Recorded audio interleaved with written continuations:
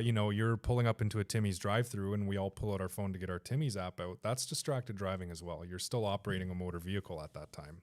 Wow. I think you'd be hard-pressed to find a cop who would be that strict, but it technically could. It's just something to consider when you're pulling that phone out to see what offers Timmy's is giving you that day. So what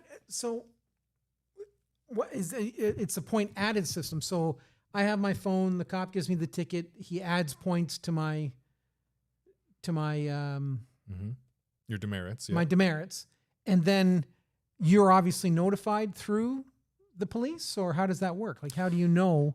So yes, so there's basically a central registry that all insurance companies in Ontario use to look at your conviction history as a driver. It's an agency that I believe the government has set up. It's arm's length from the government is my understanding, and I might be completely wrong here. But they hold on to this data and then provide it to the insurance companies. Now, one thing I will say is that insurance companies don't typically run your report every single year unless they have reason to. Maybe if you've been in a claim, they might go out of their way to run your report that year just to see if there was any charges picked up as part of that claim. Let's say you were in a collision, for example. But for the most part, the average driver is only going to have their report run maybe 2 or every 3 renewals, unless they're shopping around every year. You know, if you're shopping every single year, your new broker, your agent, new company, they're going to run those reports. So if you've picked up a conviction, it's going to show up. But if you're a person who likes to stay with the company and just kind of negotiate from that perspective, you might be able to get a few years scot-free. We sometimes see that happen.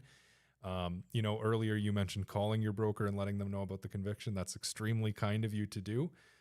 It's not strictly required in your insurance contract. You don't have to alert your broker to that because the insurance company has access to the information. It does get reported by the police. Big Brother's always watching. That's Big right. Brother's there. Wow. That still blows me away honestly, that in itself is this episode, because wow, that's crazy. I can't. So I got a teenager that gets a distracted driving ticket. I could lose my insurance because they're linked. You theoretically could, absolutely, because you are the policy holder. Typically, the insurance company will allow you to just exclude that driver. There's a form that you sign. It's basically a contract saying that this driver will not operate. Life these might as well vehicles. be over. Exactly. And that's tough for a teenager as well. It's already so expensive for a teenager to purchase auto insurance.